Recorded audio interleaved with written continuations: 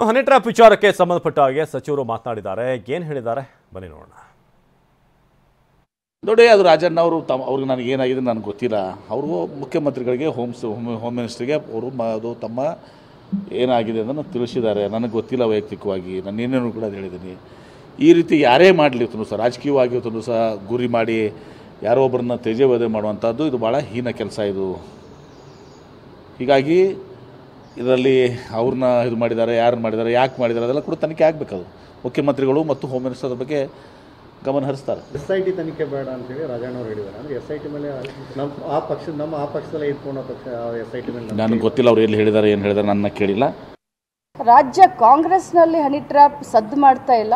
ಸದನದಲ್ಲಿ ಗೌರವಾನ್ವಿತ ಸಚಿವರು, ಬಹಳ ಹಿರಿಯ ಸಚಿವರು ತಮಗೆ ಆದಂಥ ಅನುಭವವನ್ನು ಹಂಚಿಕೊಂಡಿದ್ದಾರೆ. ಇದು ಹೋಮ್ ಮಿನಿಸ್ಟ್ರು ಈಗಾಗಲೇ ಈ ಪ್ರಶ್ನೆ ಬಗ್ಗೆ ರಿಯಾಕ್ಟ್ ಮಾಡಿದ್ದಾರೆ. ಮಾನ್ಯ ಮುಖ್ಯಮಂತ್ರಿಗಳು ಕೂಡ ಈ ಬಗ್ಗೆ ರಿಯಾಕ್ಟ್ ಮಾಡಿದ್ದಾರೆ.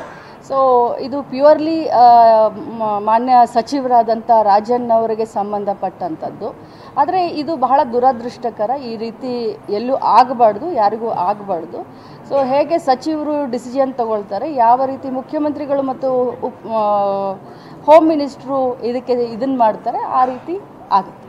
ಅದು ಬಹುಶಃ ಅವರನ್ನೇ ಕೇಳಿದ್ರೆ ಆ ಪ್ರಶ್ನೆಗೆ ಉತ್ತರ ಸಿಗುತ್ತೆ. ಯಾಕಂದರೆ ಸತೀಶ್ ಜಾರಕಿಹೊಳಿ ಅವರ ಪ್ರಶ್ನೆಗೆ ಉತ್ತರ ನಾನು ಕೊಡೋದು ಸಮಂಜಸ. ನೋಡಿ, ನಮ್ಮ ದೇಶದೊಳಗೆ ಏನೇ ತಪ್ಪಾದ್ರೇನು ಅವ್ರಿಗೆ ನ್ಯಾಯ ಕೊಡಿಸೋದಕ್ಕೆ ಕಾನೂನಿದೆ. ಅಷ್ಟಕ್ಕೆ ಮಾತ್ರ ನಾನು ಮಾತಾಡ್ತೀನಿ. ಇದನ್ನೆಲ್ಲ ನಾನು ಹೊಲಸು ಮಾತಾಡೋಕ್ಕೆ ಹೋಗೋದಿಲ್ಲ. ಆದರೆ ವಿಚಾರಗಳು ನೀವು ಎತ್ತಿರೋದ್ರಿಂದ ನಾವೇನು ಮಾಡಬೇಕು, ಯಾವಾಗಲೂ ಕೂಡ ಎಲ್ಲರಿಗೂ ಒಂದು ಗೌರವ ಇರ್ತದೆ. ನಮ್ಮ ದೇಶದೊಳಗೆ ಹೆಣ್ಮಕ್ಳಿಗೆ ಗೌರವ ಕೊಡ್ತೀವಿ, ಶಾಸಕರ ಜನಪ್ರತಿನಿಧಿಗಳಿಗೆ ಗೌರವ ಕೊಡ್ತೀವಿ, ಮಾಧ್ಯಮದವ್ರಿಗೆ ಗೌರವ ಕೊಡ್ತೀವಿ, ಮಕ್ಕಳಿಗೆ ಗೌರವ ಕೊಡ್ತೀವಿ. ಹಾಗೆ ಒಬ್ಬರು ಸ್ಪೀಕರ್ ಅವರ ಒಂದು ಪೀಠಕ್ಕೆ ಯಾವಾಗಲೂ ಆಗೋದು ರೂಲಿಂಗ್ ಪಾರ್ಟಿ ಕಡೆಯವರೇ ಇರ್ತಾರೆ, ಅದೆಲ್ಲರಿಗೂ ಗೊತ್ತು.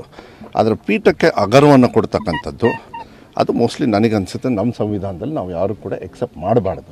ಯಾಕೆಂದರೆ ಅಲ್ಲಿವರೆಗೂ ಹೋದ್ಮೇಲೆ ಅದು ಬೌಂಡ್ರಿ ಕ್ರಾಸ್ ಆಯ್ತಲ್ಲ, ಅದಾದಮೇಲೆ ಇನ್ನೇನು ಹೇಳೋರು ಕೇಳೋರಿಲ್ಲ, ನಮಗೆಲ್ಲ ನಿರ್ಬಂಧನೇ ಇರಲ್ಲ. ಇವತ್ತು ಅವ್ರು ಮಾಡಿದ್ದಾರೆ, ನಾಳೆ ಅದು ನಾವು ಮಾಡ್ತೀವಿ.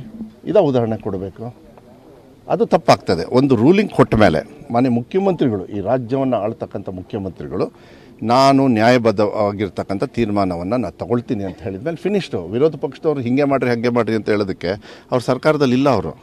ಅವರು ಎಷ್ಟೇ ತಿಪ್ಪರಲಾಗೋದ್ರೂ ಅದೇ ಕೆಲಸ. ಆದರೆ ಒಳ್ಳೆ ಕೆಟ್ಟ ಸಂದೇಶ ಹೋಗಿದೆ. ಅದನ್ನು ಒಳ್ಳೆ ತೀರ್ಮಾನ ಸ್ಪೀಕರ್ ಅವರು ಅವ್ರ ಇತಿಮಿತಿಯಲ್ಲಿ ಮಾಡಿದ್ದಾರೆ, ಅದು ಮಾಡಬೇಕು. ಆಮೇಲೆ ನಾನು ಹೇಳೋದು ಅದು ಮತ್ತೆ ಸಡ್ಲ ಮಾಡೋದು ಅದೆಲ್ಲ ಮಾಡೋಕ್ಕೆ ಹೋಗಬಾರ್ದು. ನಂಗೆ ಕೇಳಿದರೆ ಒಂದು ಸತಿ if I am punished, I have to be punished. ಅದರೊಳಗಿಲ್ಲ ನನ್ನ ವರ್ತನೆ ಆಮೇಲೆ ನೋಡಿಬಿಟ್ಟು ಆಮೇಲೆ ತೀರ್ಮಾನ ಮಾಡೋಣ.